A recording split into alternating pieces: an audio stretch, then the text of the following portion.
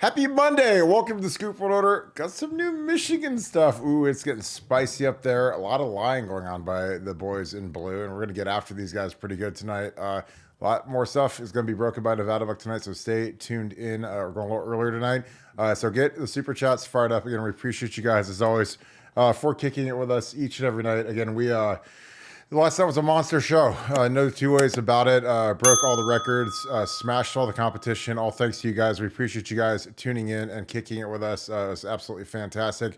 Thank you for all of your support as we've been bringing you this stuff first. Again, a big credit to Nevadabuck. He is dialed in on this one, so it's been absolutely fantastic. If you guys enjoy this content, I implore that you give us a like, click subscribe, also click that little alert bell. If you feel especially fantastic, you can go to Apple Podcasts, search for Buckeye Scoop, and give us a subscribe on that. Leave us a 5-star review along with Spotify. Even if you only like the video version, that is a huge help to us still.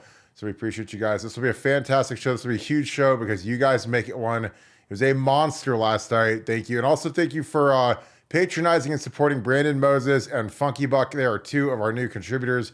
They're going to be doing a Sunday night show leading into us every single Sunday. They really did a great job last night. They had a huge number. Again, very, very impressive stuff. A lot of great feedback. So thank you guys that tuned in and supported them as well. We appreciate you guys so very much. It is always great to be here. It's great to have you guys here. So thank you guys as always. And we're going to get into it right now with our guy, Nevadabuck. Nevada, get a little spicy up in Ann Arbor.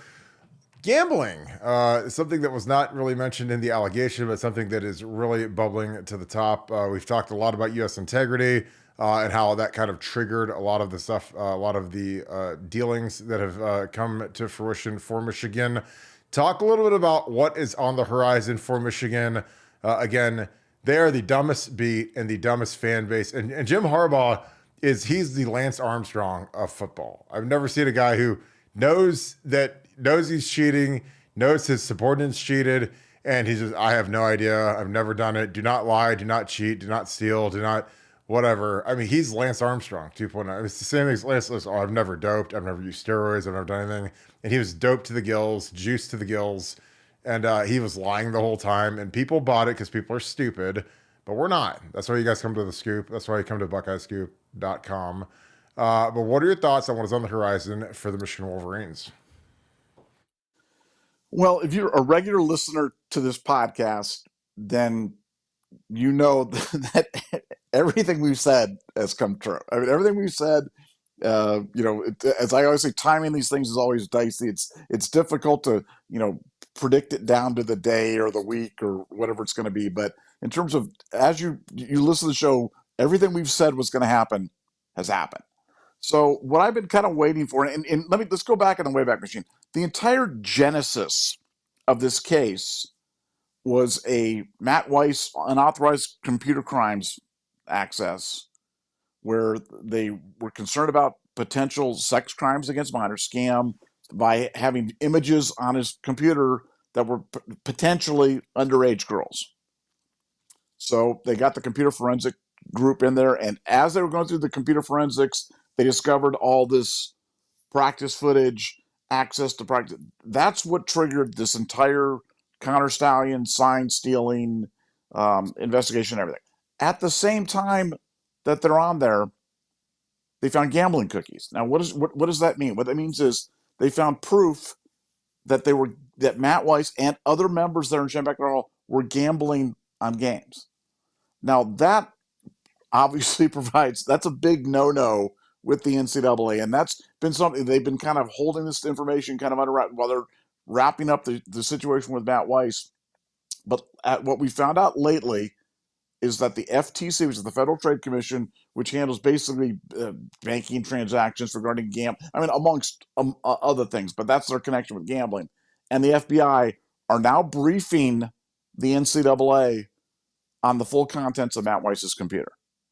And the reasonable assertion that you can kind of draw from that is this involves gambling. The NCAA is now getting kind of the full look inside of what was there in regards to gambling. That's where they're going to loop U.S. integrity in on this to look for suspicious gambling patterns. But even if the gambling wasn't big enough to trigger a U.S. integrity, red flag or irregular betting, there was gambling going on at Michigan involving Michigan football. And when I should say if when that comes out, that's the next big thing on this. Now, does that just throw more fire onto the lack of institutional control? I'm not even sure where to begin with this because there's just so much to unwrap. Because today's been a kind of interesting day because Pete Thamel came out and said, well, based on precedent, there's never been vacation of wins without illegal players or something like that. And it's like it's like these guys are not students because they don't look at anything historical. Look at what happened to Penn State. Penn State, now, right before the whole thing was going to come out of Penn State, man, the Penn State faithful insisted that nothing would happen. This is not an NCAA matter. We didn't break any NCAA rules. It's a horrible human crime that happened. But in terms of the NCAA, there's no rule against us in the NCAA, blah, blah, blah, blah, blah. What did they get hit with? And this was eventually backed off, but the original punishment was 4 years postseason ban, $60 million fine, 25 scholarships, and I believe they vacated wins for 13 years or so. I mean, it was a harsh punishment. I mean, the harshest possible punishment. None of that involved illegal players or ineligibility or anything like that. This involved an issue that was even tangential to the NCAA. So the idea that the NCAA will not hammer Michigan for something that went right to the integrity of the game, that literally affected the outcome of games, is just preposterous. And I've circled back and talked to all of my NCAA contacts, all of my big contacts who have been pieces of the people that have been feeding me this information as I've been feeding you guys this information on this entire journey. And they say he's totally wrong. Now, he's either totally wrong on purpose, and this kind of goes to, I said last night, I really had the suspicion they were talking about who leaked the draft NOA to Pete Thamel, and I said I thought it was Michigan. I thought Michigan was the one that did it. Well, I think this was kind of the quid pro quo that they have with Thamel, is that they gave him the draft NOA so they could remember Michigan's trying to paint themselves as the victim in this. So how do you paint yourself as the victim? Oh, the big bet. And look at the NCAA; they're even leaking this, and it's all wrong, and we're the real victims here, and nobody did anything wrong, and they did. The quid pro quo is Thamel's got to come out and say, this isn't that big a deal. I don't think anything's going to happen. And don't believe for a second that doesn't happen, because I really believe that that's what you're watching play out in real time, because nobody that I talk to believes for a second that Michigan isn't going to get slammed. Not for 1 second that Michigan. It's only a question of how bad it's going to be. And every day it gets worse and worse. And this gambling thing, I'm telling you, it's going to come out. And when it does, you're going to be like, oh, wow, man, I remember that Nevadabuck and Burt Carton, those guys were talking about this. And that's the next thing that's going to drop. Gambling, Michigan. We're going to get into all that other stuff there as we kind of get more information. Because I don't have the exact information in terms of who and how much. All I know is there was gambling going on, and the NCAA is aware of it. And now we get to all the details in terms of who was involved, what was going on. And as I get more information, I will share that information as it presents itself. Yeah, and U.S. Integrity, which has now been rebranded as IC360, is a firm that tipped a lot of this off. Again, they found the wagering. Again, these guys monitor everything: the NFL, NBA, NCAA, point spreads, strange movements, monitor teams, facilities. I mean, these guys are pretty in depth. So they set a lot of this off, and then again, when you look at the notice of allegations and you see the cover-ups, the hard drives missing, the text getting deleted, it just smells like a really bad day for Michigan. And again, the gambling thing, I think that's the next tidal wave that's coming, because that they get into some of that. Again, it screams lack of institutional control. I mean, I don't know what I have no idea how Ward Manuel was still employed at this point. I just have no clue. But he's cannon fodder at this point. Again, Jim Harbaugh, he got out of there because he could, ran to the NFL, took everybody with him to the NFL. Because again, those guys are all getting hit with show causes. Jesse Minter got a level 2. These guys are all going to get slammed, and they know that they're never going to work in college football for 5 to 10 years. So they all ran. And again, that's what we've been saying for a long time. Nevada, any follow-up, and we can talk a little team business, and then we can get into some super chats. Yeah, no, well, with Michigan, Harbaugh's comments today, that stuff's not helpful, man. This no acceptance of any responsibility, this continuing to lie, this continuing to thumb your nose at the NCAA. It's like, look, that may be great for Jim Harbaugh, and Jim Harbaugh's like, oh, screw it, they can't get me, I'm over here or something. That doesn't help Michigan. So all you Michigan fanboys are all just, oh, way to go, Jim. Way to give it to him, Jimmy. That's telling him, man. That's not helping your case. This is not helping your case. All you've done is you've ticked off the organization that holds your fate in their hands. And all along the way, you've destroyed evidence. You've encouraged people to lie. As an organization, you've basically put yourself in a position where you ask people not to cooperate with an ongoing NCAA investigation. And now, on the latest, after the draft NOA is leaked by Michigan out to the media, your former coach is expressing defiance. I did nothing wrong. Dude, he's already he's going to get a 10-year show cause for Cheeseburger Gate, for lying to the NCAA. That's for Cheeseburger. That penalty hasn't even been handed down yet. What's going to happen now on top of that? I mean, it's so bad. He may be the first player or first person ever banned from college football for life. And that's a possibility that could happen. Now, people say, oh, it doesn't matter. But that's a scarlet letter that you have to carry around with you for a long, forever. The rest of his life. I think Harbaugh is going to forever be tied to this scandal and forever tainted by it. And Michigan, absolutely. Michigan's already enjoyed the shortest honeymoon time in the history of any champions ever had. They've had the worst offseason. They lost their entire staff. Their recruiting sucks. They're been ridiculed nationally. They're staring down the barrel of this ongoing NCAA investigation, which, keep in mind, if this was nothing, if the NCAA is like, we're not really going to do anything, we're just going to, hit stallions with a thing or something like that, do you believe the NCAA would be extending the type of resources that they are on this investigation? No chance.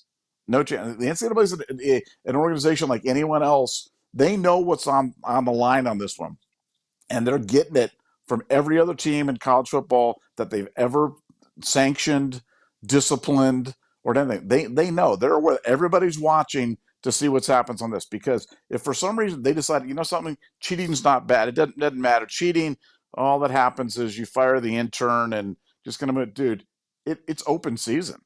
Why wouldn't you cheat?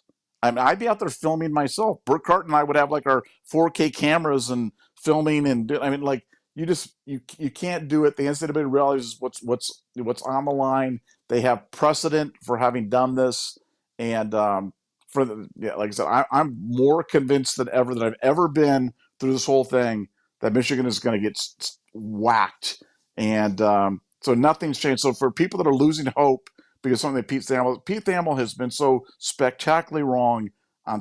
There a list of things too long to even mention, but he's been wrong on so many things. Yeah, he broke this because Michigan gave it to him. It only came from one of two places: Michigan or the NCAA. And who had more incentive to leak it to them? I believe it was Michigan, and I believe it's no coincidence that he comes out 24 hours later saying, "Oh, there's nothing to that." I don't believe that's a coincidence for a second. Yeah, I think it's gonna be fascinating because, again, like you said, the NCAA doesn't have infinite money, so this is a big deal. And again, when you talk about forensic accounting and digging through hard drives and digging through servers and digging through getting text messages that have been deleted, like, that's really expensive. That's a forensic crew coming in and digging through, and you got to find it, and there's 80 million different things you get to go through. It's a lot. And then the flip is, when Connor Stalions, someone's singing like a canary, because someone hey, Connor Stalions took these 2 hard drives. Hey, he gave this player a play sheet with the signals on it. Like, someone's talking. So, between all that and between the fact that Connor Stalions used his own credit card to buy the tickets, so the NCAA could go to Ticketmaster and StubHub and SeatGeek and every other ticket thing in the world and say, hey, we need every transaction, every transfer for this investigation. And they're like, sure, absolutely. This is, potentially gambling related, fraud related, criminal investigation on top of the cheating scandal. It's seismic. That's why I'm really into it, because I think this is going to be absolutely amazing. And again, people that still don't think that things are going to happen, when you've got 5 level 1s, and again, a level 1 is the highest level. It's not like there's like a level 10 where that's like the level 1 is as bad as it gets. And you've got 5 of them up against you, including against the university for lack of institutional control. It is going to be awesome. Really excited about it. All right, so Nevada, we're through the first 4 days of training camp. Will Howard is going to be the starting quarterback. It's been done for a while. I know that they have to do the gyrations and act like it's competition, but there is no competition. It is going to be Will Howard. What are some of the things that you've gleaned the last few days talking to some of the folks that were at camp? I talked to a couple of people today. There's some guys that are balling in camp so far. What are your thoughts? Yeah, look, Will Howard to me has been kind of the story of the camp. He's been everything that we knew that he would be, everything that Ryan Day believed he'd be. Just getting better and better with every single practice. Really not surprising. I know it's surprising to a lot of people, but that's not surprising to me. But I know it's a surprise to a lot of folks. So definitely want to call him out. Um, Jalen McClain has really been balling out, doing a great job. He's a kid that not a lot of people were talking about before fall camp, and boy, doing a really nice job for Ohio State. Mitchell Melton's another guy. We had highlighted him in a nugget talking about the guys on the interior line, and I know the help technician liked him along with Hero Canoe and Ty Hamilton and Tyler Williams, the guys we got in the list. But Mitchell is a guy. He could be our best pass rusher. In terms of just pure pass rushing, this guy gets after it on the defensive line, and I like Melton a lot. He's been held back by injury, but he's not injured this year, and this is the first time in a long time that we're seeing him at 100%. Kind of like Cody Simon, kind of like a Mecca from last year. So a lot of guys step it up. It's just been Carnell Tate has been unbelievable. I think people might have J.J. Smith fatigue because we've talked about him so much, but when you've got J.J. Smith and you've got a Mecca, that means Carnell's going to get single coverage every single play, and that dude is just going to feast. So yeah, lots of great surprises. This fall has been again picture perfect so far. Knock on wood. I'll talk it out of existence. No injuries, and the offense is everything we thought it would be. The defense is everything we thought it would be. Maybe special teams is our only question mark. Like who's going to be the punter? Is our place kicker going to be consistent? But yeah, loving what I'm seeing out of this Buckeyes team, and loving the steps they're taking forward with every practice. Yeah, and today they're off. They're moving to the hotel like right now or whatever. So they're meetings all now, why aren't you day. there? Aren't you supposed to be there with your camera, like filming them walking into the whatever place that they're walking into? That is, it's the dumbest thing I've ever seen in my life. It's almost creepy. Hey, let's go watch a bunch of 18-year-olds check into the hotel. But hey, and again, I get it maybe like pre-social media when you'd never seen these kids before, but when you've been to practice and these kids all have Instagrams, and it's not like you're never, oh, this is the first time we've ever seen this kid from Minnesota, because before, like 20 years ago, all you had was a grainy scout.com photo or a grainy Ohio Future Stars photo. But now it's just like, whatever. Again, it's great. I guess if that's something that you think adds value, but I'd rather, do something that actually provides, entertainment value and provides some intelligent discourse like what we do on here. So, but yeah, I think Jack Sawyer is taking a big step. He's been a force, been dominating. He's a guy. JT got dinged a little bit yesterday, but he came back a little head dinger. but he's back at it. Tyleek's been a problem again. With these guards, when you're rotating Tigra with Carson, I don't know if Luke Montgomery's still in the mix. He's been playing center. I don't know if he's still in the mix at right guard. I think they're trying to focus in on Carson and Tigra, and then focus on really getting the chemistry between the five guys. Because again, I think what they did last year was idiotic, moronic, like to the point where, like, if I was like a guy, and again, I'm not acting like I'm some stone cold veteran, 20-year NFL guy, but it's like, if I was a starting right tackle and they were doing the split field stuff the whole first half of camp, and we weren't really developing chemistry, and they're rotating all these guards next to me, I'd eventually say, guys, can we at least like let me play next to the same guy for a couple days in a row so I can actually get better? Because again, passing game guys don't understand that. Like Ryan Day is a passing game guy, his quarterback. I mean, they have no clue about offensive line chemistry. They never have.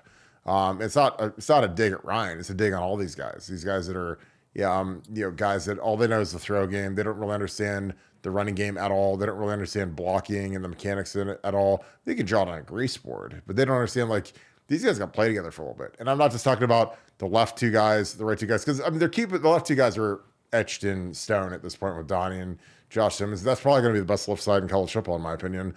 And then, but Donnie's got to get used to the center.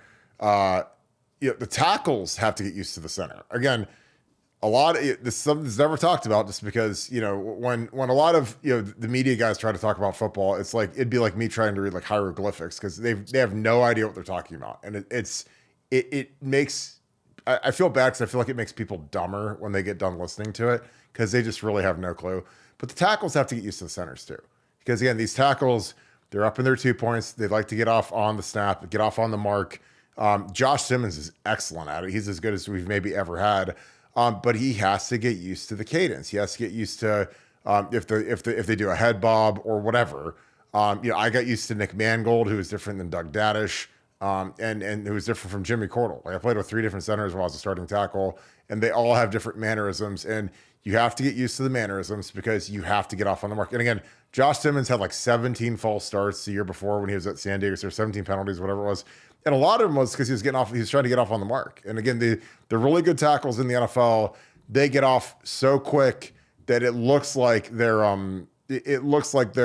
false starting every time. And you'll see it in games. And there's some guys that they do fall. It's like they do false start, but you got to really know your center's kind of motions and his cadence. And and there's some teams, like, we don't do that here, but we used to, when I played.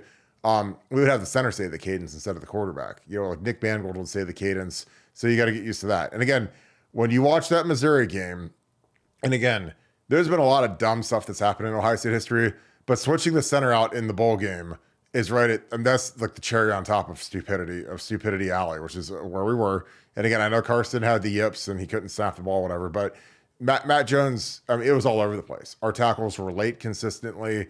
They had no chemistry with the center, and it was just a disaster. Then Josh Schreier and Josh Simmons, who are 2 really good tackles, really good college tackles. I think Josh Simmons will be an excellent NFL tackle one day if he keeps progressing, because he's got the ability to pass block versus elite athletes in the NFL on the edge. But that being said, you got to develop the chemistry, and again, you got to figure out that right guard. I think Seth McLaughlin is pretty much locked in that center position. I know that they like to rotate Carson in a little bit, but I think that the right guard thing is huge. But I do like Chip Kelly. When these guys screw up, he makes everybody run a lap.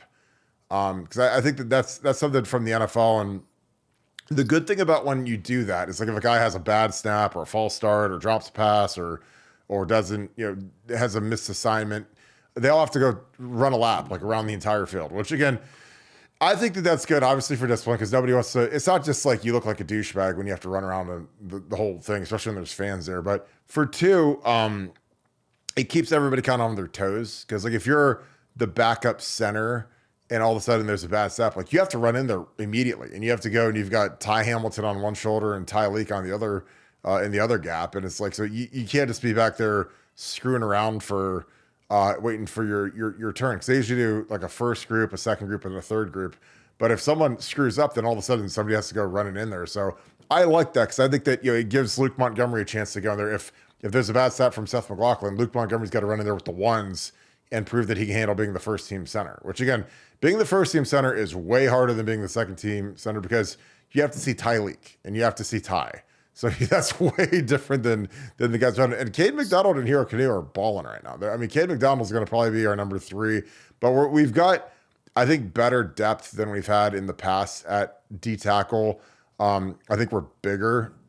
Again, Mike Hall, who was one of the biggest enigmas in Ohio State history, because I thought he was going to be first team All-American monster. He's killing it with the Browns right now. Like Zadarius Smith literally compared him to Aaron Donald. He said he reminds me of Aaron Donald, and I was like, that's what I've been saying for years, but it's never, it would flash on the field at Ohio State, but then he'd get hurt, or we would not play him, and we'd play Jerron Cage and Teron Vincent and these guys that, frankly weren't Ohio State caliber players. Like, they didn't get drafted, they didn't last in the NFL longer than a week, and so that I thought hindered the development of Mike Hall. And again, with his talent, there's no reason he shouldn't have been an All-American last year, but he was hurt and he was small and whatever.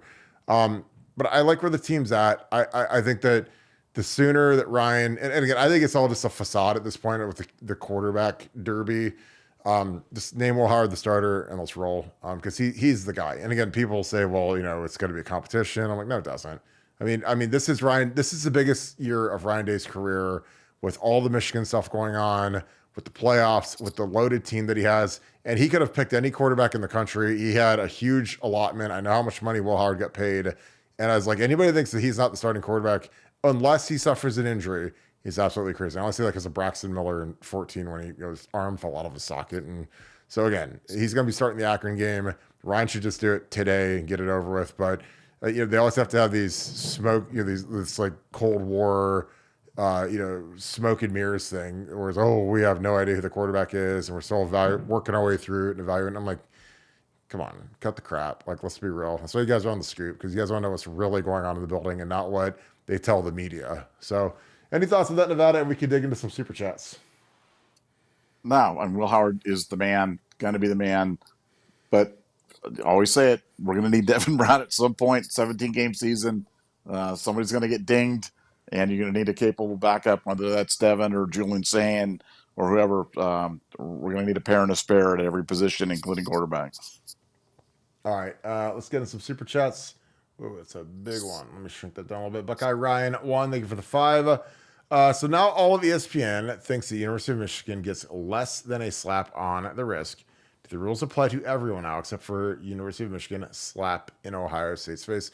Nevada, I'll let you speak on that because I'll be long-winded, I can tell. But go ahead and go on that.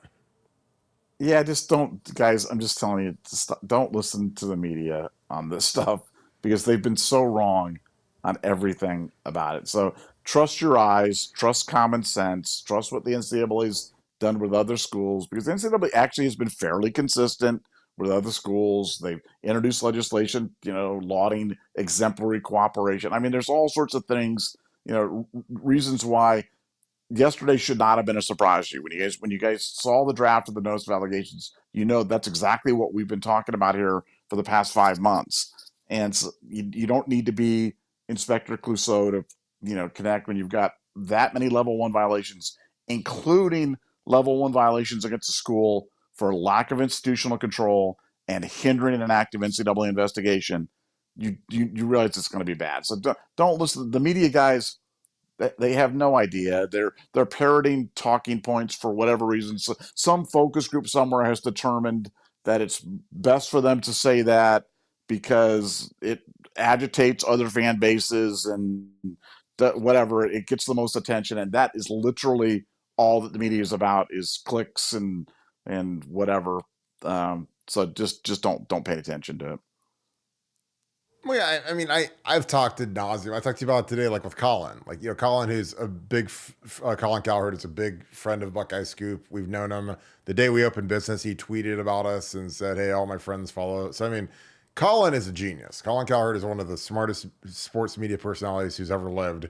But he loves needling Ohio people, because Ohio people get agitated very easily, and they tune in and they send screenshots and clips and how could he say that, and I got to rewatch it and I got to send it to a friend, and guys like Colin just laugh all the way to the bank. Like Colin Cowherd, who I love to death and I think he's a genius, literally would just talk about, I mean, it was like he had a segment every day that Baker Mayfield was a Brown, where he would talk about Baker and just crap on Baker. Johnny Manziel was the same way, crap on Johnny Manziel.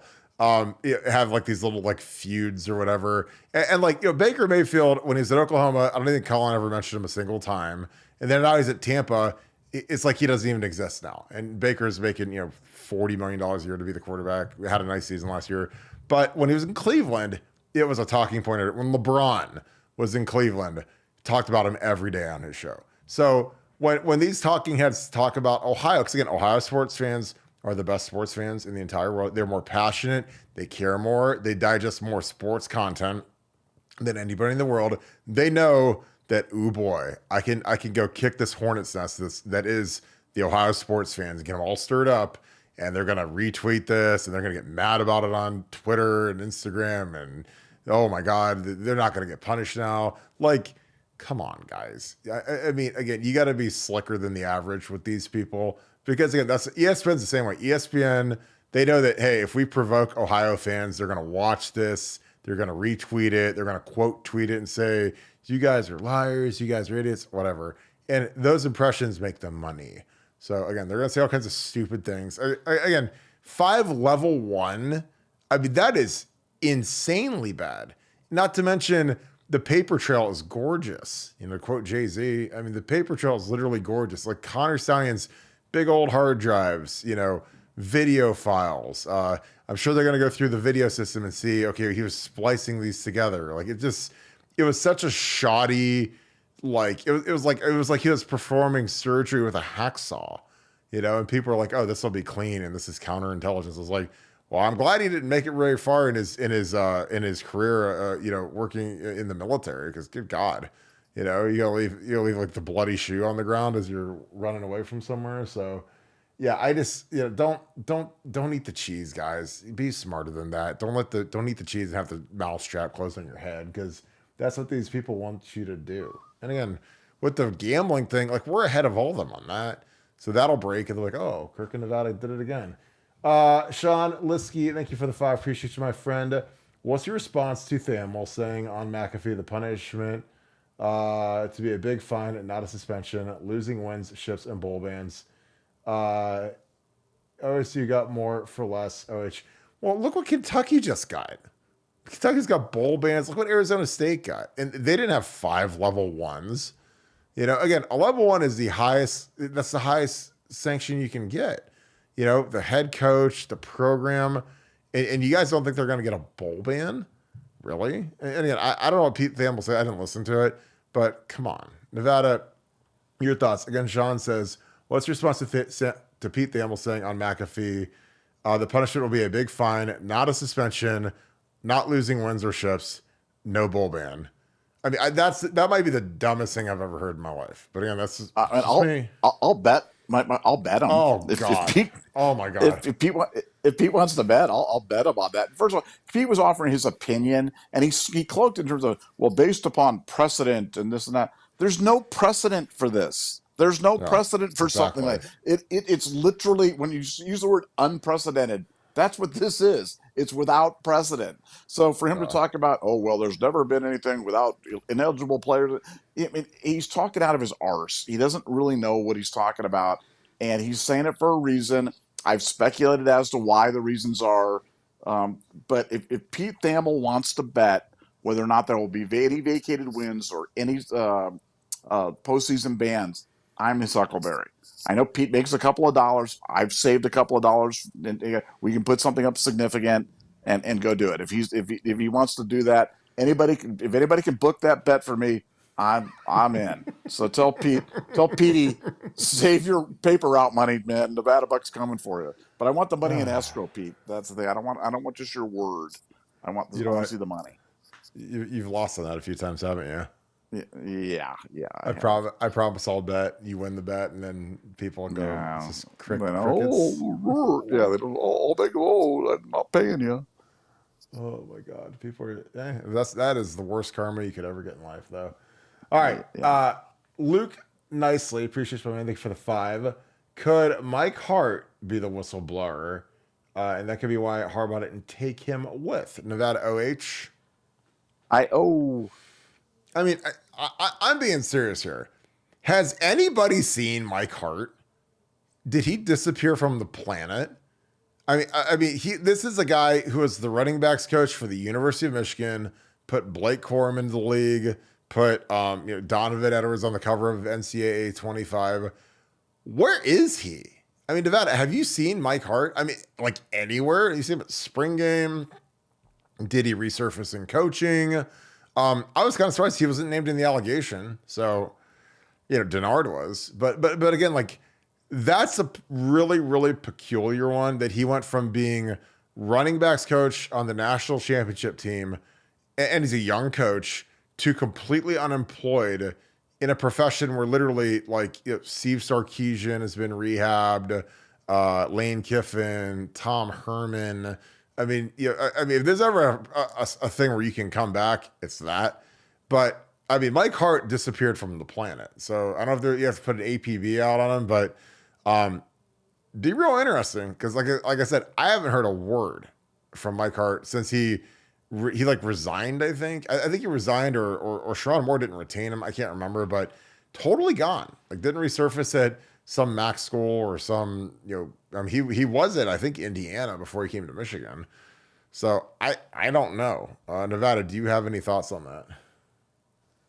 Well, I mean, I thought he was notable by his absence in the NCAA stuff, and that's typically what happens when you're a cooperating witness. So, I mean, I don't know that, but it was notable, and his departure was weird, and I mean, there's a lot of weirdness that went along with that, and it does beg the question for sure. But I don't know that, so I don't want to say something that I don't know. Yeah. But I'm going to continue to dig to see that. But I definitely think that's something that's worth keeping an eye on. Well, because to me, if you go back and look at that staff, they either landed in Los Angeles with Harbaugh. I think Sharon Moore retained the tight ends coach and made him the O-line coach / co-offensive coordinator. And then Jay Harbaugh went to the Seattle Seahawks. So a couple guys went to the Seattle Seahawks because that's where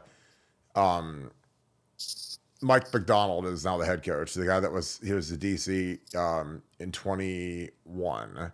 So he went to Seattle, but it was like everybody landed somewhere except for the linebackers coach that got fired and Mike Hart. And again, like, I get if Sharon Moore didn't want to retain Mike Hart for whatever reason, or if Mike Hart was just bitter and broken that he didn't get promoted to head coach for whatever reason, because maybe he thought he should have gotten it. But like, he still would have a job somewhere. Somewhere. I mean, he's literally completely out of football. He's a young minority running backs coach. So, I mean, generally, if you're at Michigan, and he just won a national title, and he coached Blake Corum. He's the all-time leading rusher, I think, in Michigan history and all the touchdowns and all that. And he doesn't have a job anywhere. He's not an analyst anywhere. Again, anybody could get an analyst job. If you're a position coach, anyone will hire you to be an analyst. I mean, they pay you a little chunk. You stay in the game. Tom Herman did that for a year when he went to the Chicago Bears and was an analyst. And you just kind of do it as like it's kind of like doing like a fellowship where you're just trying to learn a different side of the game, learn from a different coach, study different players, whatever. But he's nowhere to be found. And again, I've seen weird stuff in coaching, but given his age, because he's 38, he's a year younger than I am because he didn't redshirt, played as a true freshman in 04. The fact that he's totally disappeared is interesting. Because I mean, like I said, I haven't seen a comment. He's not a commentator on the Michigan Go Blue network. So yeah, that's I think something to keep an eye on. Again, it's just all speculation at this point because I have no idea, but that's weird. Like you don't see young guys that are like that who are on the staff of a national championship team not land somewhere. Okay, Francis Plum, thank you for the 20. Appreciate you, my friend. A 20-year Green Beret intel guy. Suspicious UM had OSU's decision process in 21. New Michigan had it in 22. Can't get when CSU suspect then knew UM was cheating. Can you get intel without cheating? OSU preventative measures.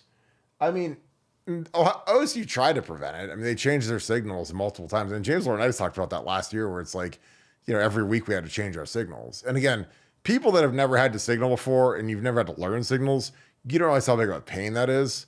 But yeah, I think that, Ohio State, I don't say they're caught flat-footed in 21, because again, when teams are doing this, there's always little clicks in the coaching profession, and there's little clicks in the Big Ten, and I'm sure Greg Schiano and Ryan Day, they obviously had their differences because Ryan didn't retain him, but I think that they would give each other enough heads up. Hey, they did this to us, or they did that to us, or whatever. And there's always some self-scouting that goes on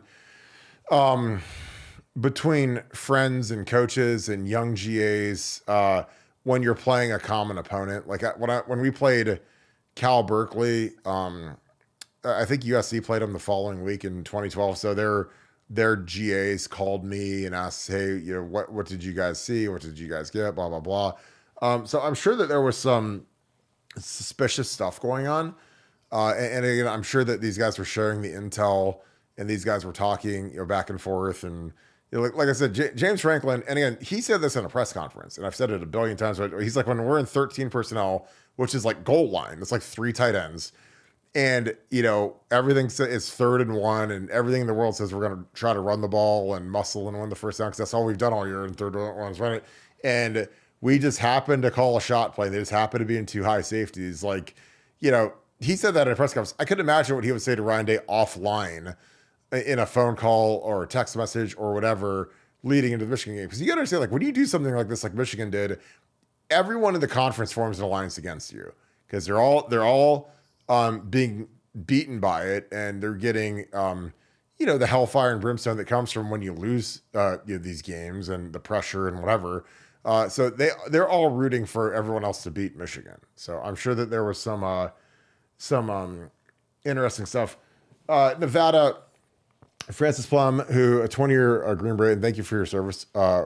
Intel guy says suspicious had OSU's decision process in 21. New had it in 22. When did OSU suspect and then know Michigan was cheating? And again, another thing is, like, we have that Keenan Bailey play sheet that Zach Smith found, where somebody found it on the sideline, where it broke down all of Keenan's stuff. I'll try to find that real quick while we're talking about this. And the question too is, you can get intel without cheating.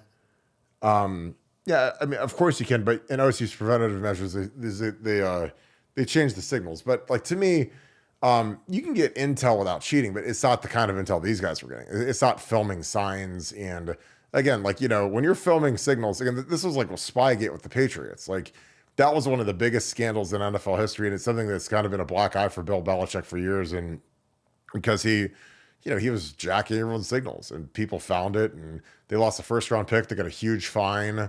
And that's, you can't vacate wins in the NFL, but that's about as close as you can get. It's taking a 1st-rounder and finding the coach, finding the organization. But Nevada, what are your thoughts? Well, again, you have to remember the nature of signaling. I mean, signaling, like in baseball, when you're a third base coach and you're signaling into or the manager signaling in, I mean, you've got like 5 signs. You've got like an indicator. You've got like bunt, hit and run, steal. There's a finite number of signs. In football, it's a vast number of signs that you have. Yeah. And to change those all the time, to make sure everybody's on the same page, it's a daunting task to do it. And that was literally specifically cited when Tony Petitti and those guys contacted Michigan State before the game, because they knew that it was going to take time to change signals and to do. I mean, so this is a big deal. It's a big deal. It's very difficult to combat it. Again, if you get picked in game and something bad happens to you, to me, that's just bad luck. And, sucks to be you. Better be more careful, whatever it is. But the way they went about, the ham-handed way that they went about it, just scouting 58 different games with electronic surveillance and advanced scouting, and then to try to destroy the evidence, not cooperate with the NCAA investigation. That, of all the things, you understand, the NCAA the basic charter of the NCAA is that you have to cooperate with them, because if they don't, if people stop cooperating with the NCAA ceases to exist as an enforcement arm. And that's literally their only legitimate function right now. So they've got so much riding on this case, and they've, so much of punishment is to deter future people from doing it, because people aren't inherently good. People are good because they fear retribution or some sort of punishment. And if the NCAA doesn't hammer Michigan, they know that it's basically open season for chaos in college sports, and they don't want that. They want there to be some rule of law, some law and order, and Michigan's going to have to pay a price as a result. Well, bet. Yeah, bet. I was going to say, and the other thing is you have to smash them so hard that nobody tries to do this again. Because, I mean, if this, like I said, if they just say, hey, if you want to win a national championship, do whatever you want. You can send people to the other arenas, you can film all the signals, and you can tap into the headphones and, tap into the helmets or whatever. Then who knows where it stops? Because that's why when there's a cheating scandal like this, it infects the integrity of the game. It affects the student athletes' experience. And again, like CJ Stroud can never get retribution for this. Like Ryan Day has been beat to death because he's lost to Michigan 3 straight times. And so, he doesn't get Kirk, I hate interrupting you, but you made such a good point that I want to interrupt you. What is the difference between what they did and if you tapped into, and it would be very easy to do it, to tap into their communication, their one-way communication with the quarterback and the OC that's going on right now? What would be the difference? There's none. I'm telling you, there's none. Again, like if there are hackers that can hack into the CIA, yes, and all exactly. Then you can figure out a way to get into a headset. Okay, well, exactly. Check the flat. Check the flat. Yeah. And again, this, I'm not trying to be tinfoil hat guy, but if you really want to, if you say, hey, Kirk, let's go get the biggest advantage. Okay. Everybody thinks they're safe with this headset. Okay, well, let's go to an away stadium, hack into the headset somehow, some way, however you do it. And then all of a sudden, I know they're encrypted and whatever, but like I said, if they can hack the CIA, they can hack anything. And then all of a sudden, okay, well, let's listen to that. And then that'd be like the next evolution of sign stealing. It's like, oh, well, we can tap into the headset. And then on game day, tap into it, put a little earpiece in on the sideline. Because again, obviously these guys don't care about cheating, so they can put a little AirPod in or whatever, put a double muff on so that it's completely soundproof. Hey, this is what they're saying. Relay it as fast as you possibly can. Get all that. And again, that is like the next level. So it'd be difficult to do. But again, there's a way to hack into anything in the world because these people are really slick. And if you get enough money, they'll do whatever you want. So, and again, that is just totally pie in the sky, but that's why you have to smash these guys for the sign stealing things. Like, that would be the next evolution of it is, well, there's no more signs, or they only do signaling for the fast break stuff or the no huddle stuff. But, now these headsets are available and, these headsets go in, they go out. An interesting thing that'll happen is if I don't know what the rule is on this. So again, but I know in the NFL, there's been times where if the phones go out, if the headphones go out on one sideline, then the other sideline has to take their phones down. They have to take their phones off. And again, I haven't seen that in a long time, but I don't know what the rule is in the NCAA if all of a sudden you're at a road game and, Michigan says, oh, my headphones don't work. And then all of a sudden you don't have signals. And, again, that is just a totally different thing that I just thought of. That was like a real famous thing that they did back. Like Bill Walsh was famous for that. He would say that the phones went out versus Bill Parcells and the Giants. He said, oh, our phones are down. And so then all of a sudden the defense can't communicate. They, San Francisco script 20 plays and they'd be up 21-0 by the end of their third drive. And, then they wouldn't have the phone. So again, but that's why with abuse comes, a smackdown. And again, Michigan, these Michigan folks are very interesting with how they're reacting to this. Larry Daniel, thank you for the 5. Appreciate you. Do you have full game video versus the team up north? I can't believe they were signaling our plays to their D and no one on our sideline that picked up on it. I can't believe that either, honestly. And again, I've said before, like if I was up in the booth, I'd be looking at their sideline and seeing. And again, I would be able to say, and maybe Ohio State, maybe those guys did pick that up. Because I would see that in a heartbeat. Because I'd be looking at their sideline and say, hey, every time we check to a pass, they point to the sky. Like, so we got to figure something out. If you got to have the guys huddle or do a short huddle, or we got to get a wristbands at halftime, we got to do something. Because again, they're picking all of our plays. And again, I've said before that there are a lot of people in the Woody Hayes that aren't very smart. They're not very good at their job, and they're just happy to wear the polos and be on the sideline and take photos for Instagram. And again, you need to get some wolves in that building. Because I'm telling you, like, I know that there's a lot of guys that aren't very smart in there. And they're just happy to be a part of the program and wear the t-shirt and wear the polo and take the photo on family day, and that's it. But they're not additive, because again, I would have picked up on that pretty quick. I'd have said, hey, we might want to figure out something else, or we might want to make sure we change our signals at halftime or whatever. There's always things you can do. Like huddling is a great way to prevent it, which is why you saw teams huddle against Michigan when this was starting to creep around the conference last year.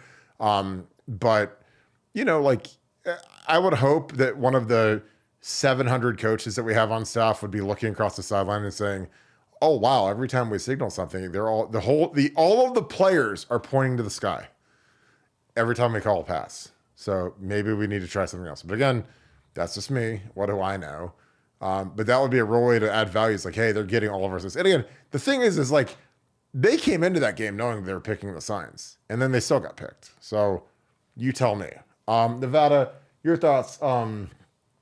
Larry Daniel said, do you have the full game video versus that team up north? I can't believe they were signaling our plays to the D and no one on our sideline picked them up. And again, I put this up. I just want to touch on this real quick before I throw it to you, Nevada. But this was the sheet that they found. So this is Keenan Bailey, who's now a tight ends coach. But when he was an intern, they literally broke down that he wore a green shirt 55% of the time, blue shirt 41% of the time, yellow shirt 4% of the time. They go through all of our signals. So they've got all of our, they've got our formations. These are all of our formations. So they go formation. They knew the order of it. They knew basically the signal for a run. So if it was an overhead manager, that equals run. Toss is like a toss crack.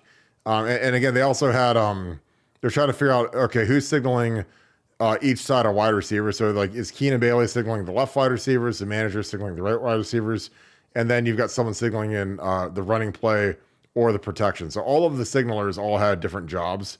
But again, this was something that Michigan had. And so, the running back coach would do a fair catch signal. It would be a tight zone play. A piano would be a jet sweep. Knees, run. A duck would be a cue draw. A light bulb would be a bluff. So again, this, you don't just get this, and this is from years ago. But this is kind of the stuff that these guys were getting. And again, it got way more sophisticated when they were picking, because I believe this was before they actually were picking the signs with the tape. So they took it to the next level with the tape, and they got even more accurate. So, but Nevada, I'll freshen that question up for you. Can you believe that nobody on our sideline was able to figure out that Michigan was picking all of our plays? Yeah, I mean, I think the fact that they were picking the signs, isn't. I agree that. I think they knew, though. I think they knew that something was going on.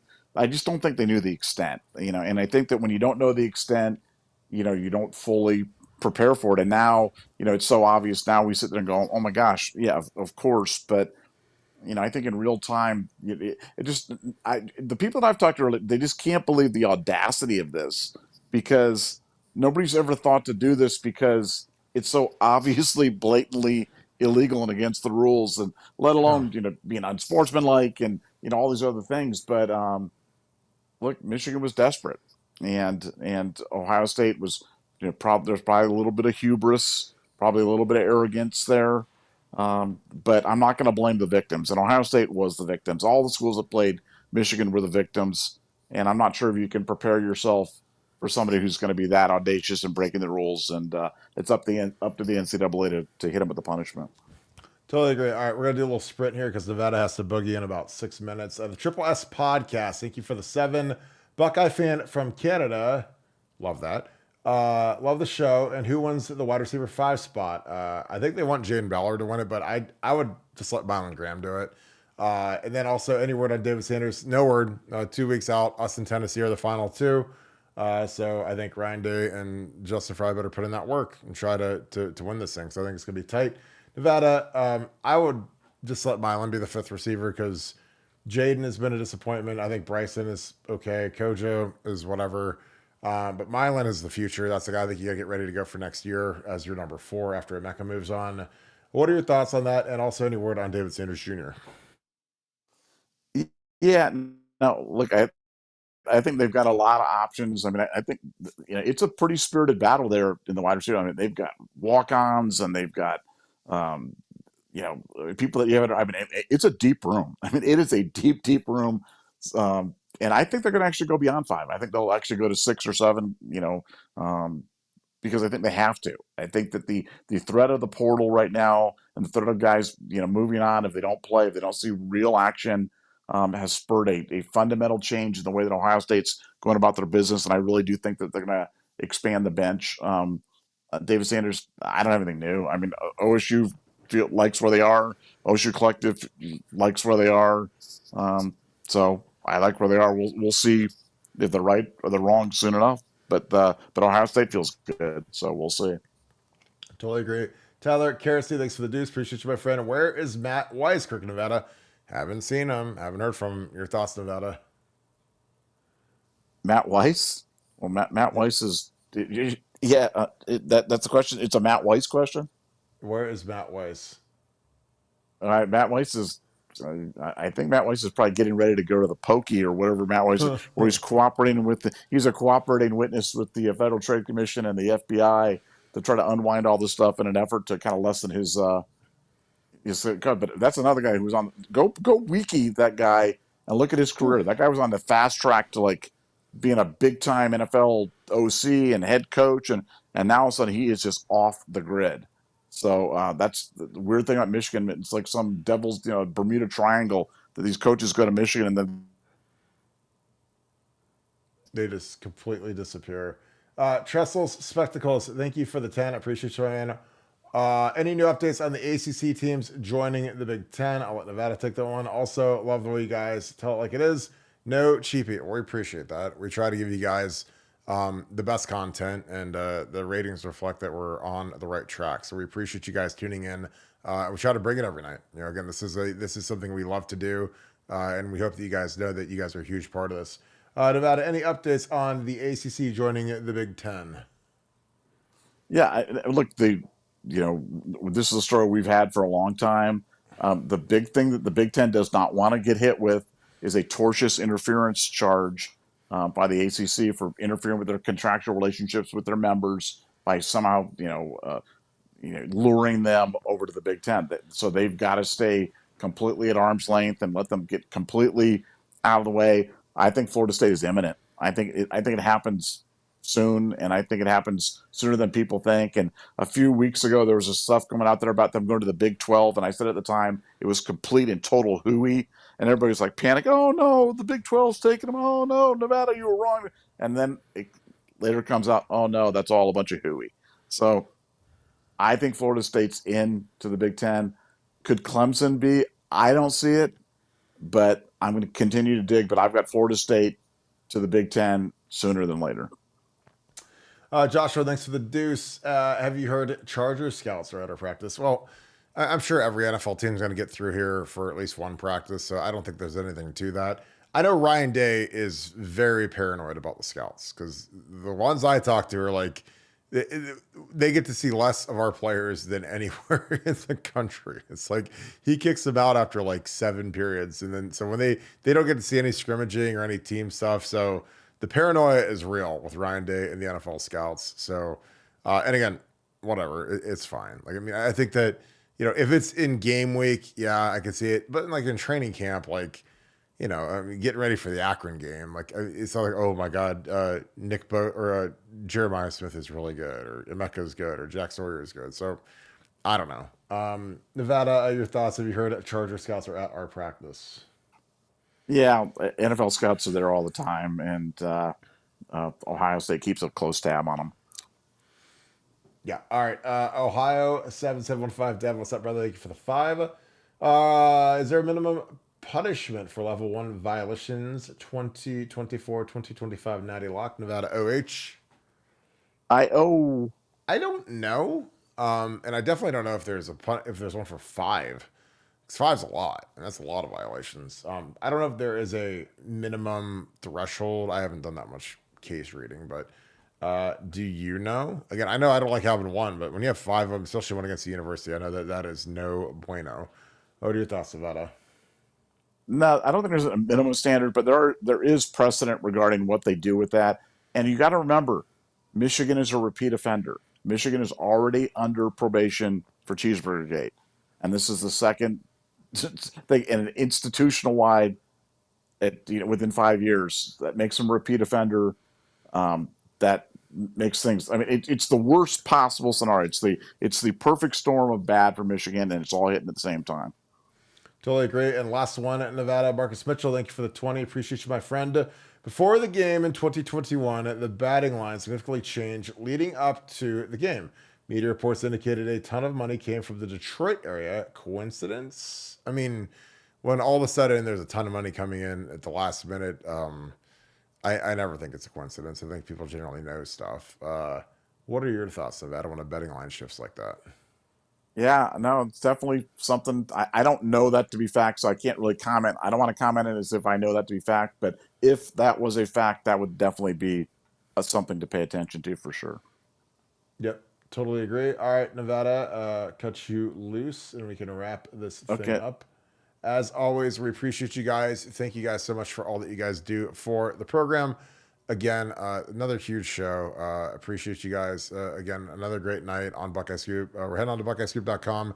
Talk a little bit more about this. There is a new letter that is put up by Tom Mars, who is Jim Harbaugh's attorney. So we'll discuss that a little bit on the site. I'm sure we'll talk about it tomorrow.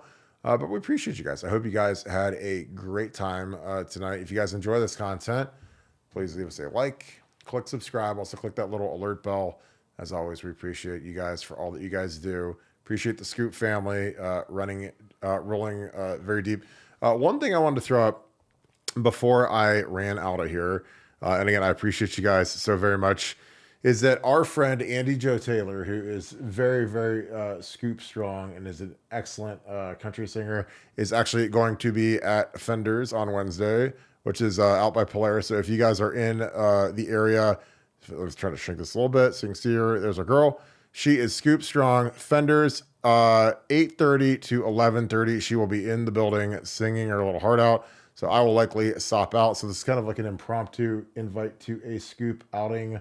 Again, I love to support her and her family. They're awesome. They wear Scoop gear everywhere. So roll out. I'll get out there a little bit later after the show's done, after I get my editing done.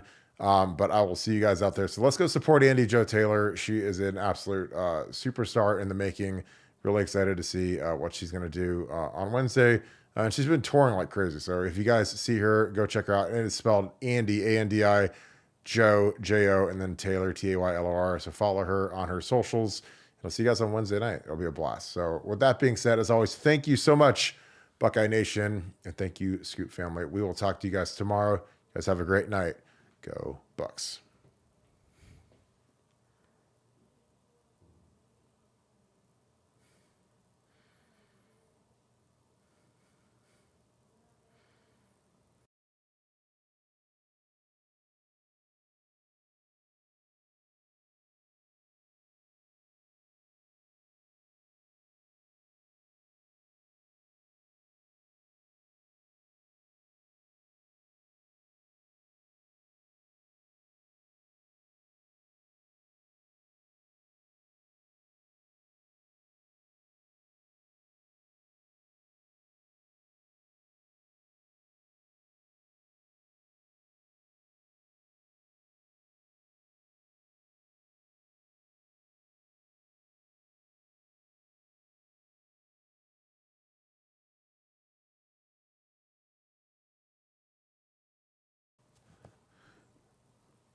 All right, I lied because we got a super chat as I was getting ready to walk away. So I'm going to answer this real quick. Oh my God, Donnie, appreciate you, my friend. Thank you for the 5.